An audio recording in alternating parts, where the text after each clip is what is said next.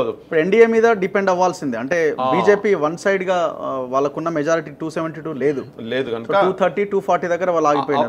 మిగతా పక్షాల మీద ఆధారపడాలి. ఇప్పుడు కొన్ని ఎట్లుంటాయంటే ఓట్ నోట్ కేసు ఉన్నది అనుకుందాం. ఓట్ నోట్ కేసు ఇప్పుడు సపోజ్ ఇక్కడ ఉన్నట్టు ముఖ్యమంత్రి వాళ్ళు టార్గెట్ చేయాలంటే రేపు పొద్దుగాల చంద్రబాబు నాయుడు అడ్డొస్తారు. అక్కడ చంద్రబాబు నాయుడు సపోర్ట్ కావాలి కాబట్టి ఆయన అడ్డొచ్చే ఛాన్సెస్ ఉంటాయి. ఇవన్నీ కొంచెం మేనేజ్ చేసేటి కదా, మనకు అవన్నీ తెలిసినాయి. మనం కాదని మనం దాచుకున్నా కానీ బయట జనాలకు అది అర్థమయ్యేది. సో ఎవరెవరు ఏమేమి ప్లే చేస్తారు ఇలా, లేదు నితీష్ కుమార్ ను మేనేజ్ చేస్తారా అంటే వీళ్ళందరూ ఏంటంటే ఏదో ఒక క్రైమ్ లో ఇన్వాల్వ్ అయినారు కాబట్టి ఎక్కడో దగ్గర వీళ్ళ ముక్తాడు పైన ఢిల్లీలో కనెక్షన్ ఉన్నది కాబట్టి వీళ్ళు ఎట్లా యాక్ట్ చేస్తారనే దాన్ని బట్టి కొంచెం ఫ్యూచర్ ఆధారపడి. సో మీలాంటి వాళ్ళు గతంలో చంద్రబాబు మీద పెద్ద ఫైటే చేశారు కదా, సో ఇప్పుడు అక్కడ ఏపీలో చంద్రబాబు నాయుడు గెలిచిండు. సో దాన్ని ఇప్పుడు ఇక్కడ రేవంత్ కి లింక్ చేస్తున్నారు.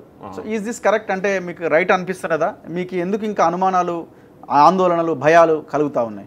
ఇప్పుడు ఒక్కట అంటే బయట రాష్ట్రం డివైడే కదా, తెలంగాణ ఆంధ్రప్రదేశ్ అంటే ఆంధ్ర లీడర్షిప్ ఎన్ని కుట్రలను చేయగలుగుతారు అనేది డెఫినెట్ గా జనరల్ గా చాలా సందర్భాలు ఇప్పుడు 2 కళ్ళ సిద్ధాంతం అని చెప్పిండు ఆయన. కానీ అస్సలు బిల్లు పాస్ అయ్యే టైం 3వ కన్ను తెరిచిండు ఆయన చంద్రబాబు నాయుడు. అట్లా మీరు చేస్తారని అప్పటిదాకా నువ్వు ఇచ్చినా పర్వాలేదు అటు ఇటని వీళ్ళతో మాట్లాడిపించారు. అసెంబ్లీలో కూడా కొంచెం అక్కడక్కడ రేవంత్ లేకుంటే దయాకర్ రావు ఇటువంటి వాళ్ళు అసెంబ్లీలో అక్కడిక్కడ మా తెలంగాణ అవి మాట్లాడేటప్పుడు మాట్లాడే, కానీ అసలు కాడికి వచ్చే వరకు మాత్రం వాళ్ళు ప్రొటెస్ట్ చేసిండు. అందుకే ఆ 3వ కన్ను వాళ్ళ లోపల ఎప్పుడు దాగి ఉంటుంది కాబట్టి ఎక్కడైనా ప్రమాదం ఉంటుంది అని. ఇక్కడ ఉన్నటువంటి పొలిటికల్ లీడర్షిప్ ఇప్పుడు ఇటువంటి ఏమైనా ఉన్నాయనుకోండి, కేసులో గీసులు అటు ఇటు అండర్స్టాండింగ్ దగ్గర ఉన్నాయనుకోండి, కొన్నిట్లలో వాళ్ళు అడ్వాంటేజ్ తీసుకునేటువంటి పరిస్థితులు ఉంటాయి అనేది జనరల్ గా ఉన్నది. ఎందుకంటే అసలు యాక్చువల్ గా వాళ్ళు కలిపేటప్పుడే దుర్మార్గంగా కలిపింది కాబట్టి అప్పటి నుంచి వాళ్ళు మళ్ళీ సపరేట్ అవుతామన్నప్పుడు అలా ఇప్పుడు నీకు పార్లమెంట్ లో మీకు పేపర్ స్ప్రేలు ఇటువంటి అన్ని కొట్టి విపరీతమైన విష ప్రచారం దుష్ప్రచారం చేసింది కాబట్టి కొన్ని సెక్షన్స్ లో అట్లా ఆ భయాలు ఉన్నాయి. కానీ నాకు పెద్దగా అదంతా జరుగుతుంది. మన నర్సంటోళ్ళు చాలా మంది ఉన్నాం ఇప్పుడు తెలంగాణలో, కానీ ఇప్పుడు అంత ఈజీ ఏం కాదు. ఏమన్నా ఈక్వేషన్స్ తోటి అటు ఇటు చేయగలుగుతారంటే ఒక్కటి మాత్రం క్లియర్, తెలంగాణ పాలిటిక్స్ మీద చంద్రబాబు వచ్చిన తర్వాత ఇన్ఫ్లుయెన్స్ చేయగలుగుతాడు అనేది మాత్రం ఒక భయం ఉంది. డెఫినెట్ గా ఇన్ఫ్లుయెన్స్ చేస్తాడు పైసలతో. అరే ఆయనకు సంబంధించిన వాళ్ళకి ఇక్కడ టికెట్లు ఇప్పించుకుంటాడు. ఏమన్నది ఇప్పుడు ఆల్రెడీ ఆంధ్రలో ఇక్కడ 3-4 ఇప్పుడు 50% ఇక్కడ హౌసింగ్ దాంట్లో డబల్ బెడ్రూమ్ హౌసింగ్ లో 50% ఆంధ్రలోకి అలాట్ చేసిరట్టు ఇప్పుడు ఇక్కడ. ఇప్పుడు వాళ్ళు ఇక్కడ ఓటర్ లిస్టులు ఉంటున్నారు, అక్కడ ఓటర్ లిస్టులు ఉంటున్నారు. ఒక్క మల్కాజ్గిరి కాన్స్టిట్యున్సీలో 9 లక్షల మంది ఆంధ్రాకు సంబంధించినటువంటి సెటిలర్స్ ఇక్కడ ఓటర్స్.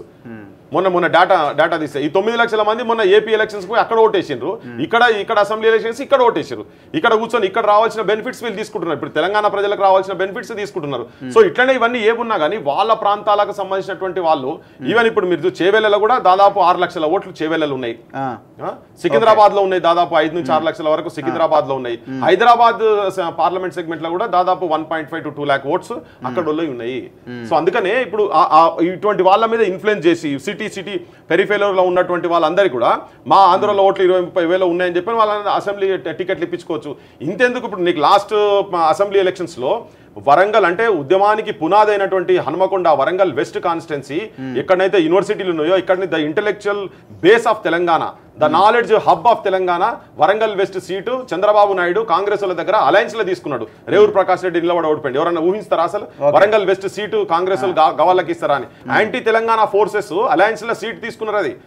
ఓకే, సో అప్పుడు ఆ గరం ఉండే కాబట్టి కానీ ఓడిపోయింది కావచ్చు. కానీ రేపు అంటే ఇటువంటి జరుగుతాయి, ఇటువంటి రాజకీయాలు వాళ్ళు చేస్తారు. ఇప్పుడు ఖమ్మం బార్డర్ కావచ్చు, ఇటు తీసుకుంటే మహబూబ్ నగర్ బార్డర్ కావచ్చు, ఈ బార్డర్ డిస్ట్రిక్ట్స్ లో ఉన్నటువంటి అసెంబ్లీ కాన్స్టిట్యున్సీ కావచ్చు, సిటీ పెరిఫెరీలో ఉన్నటువంటి ఈ 23-24 కాన్స్టిట్యున్సీలలో వాళ్ళ దగ్గర ఉన్నటువంటి పైసలు వాళ్ళ క్యాండిడేట్స్ ఇక్కడ ఉన్న వాళ్ళకి ఇన్ఫ్లుయెన్స్ చేసి పైసలు తినిపించి ఒకటి చేసి చేస్తారనే ప్రమాదం. ఎందుకంటే వీళ్ళందరూ గతంలో వాళ్ళతో పనిచేసిన వాళ్ళు కాబట్టి ఆ భయాలు జనరల్ గా ఉద్యమకారులకు కొంత ఉన్నాయి.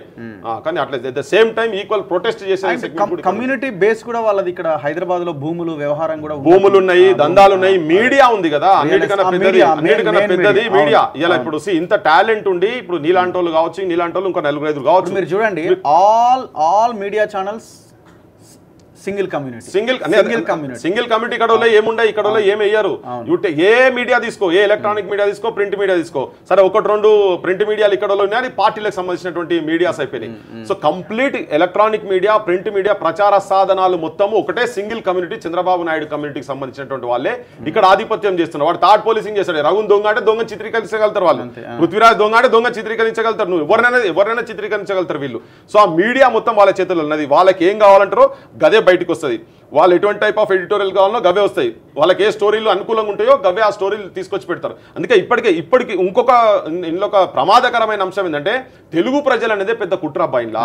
ఈ తెలుగు ప్రజలు అనే దాంట్లో ఈ బిజినెస్ లో వాళ్ళు ఇక్కడికక్కడికి అన్ని కలుపుకొని హైదరాబాద్ లో ఉన్నటువంటి రెవెన్యూస్ వీళ్ళకి కావాలి, ప్లస్ ఆంధ్ర, ఈ రెండు అటు ఇటు కలిపి ఏ చూసినా తెలుగు ప్రజలు ఎట్లయితారా, నీది నువ్వు నాది నేను, నీ స్టేట్ నీది, నీ ఇంట్రెస్ట్ నీ, నా ఇంట్రెస్ట్ నా, ఇక్కడ నా స్కీమ్స్ నాకున్నాయి, నా సెల్ఫ్ రెస్పెక్ట్ నాకున్నాయి, నా ఎడ్యుకేషన్ సిస్టమ్ నాకున్నది, నీది నీకున్నది. సో ఆ ఈ రెండు కలుపుడు ఏంటంటే అందులోనే కుట్ర అన్నట్టు మనం అన్నినే పెట్టి తెలుగు అని తీసుకుపోతారు. ఈ తెలుగు దాంట్లో వాడుడే పెద్ద బక్వాస్ ఇదంతా.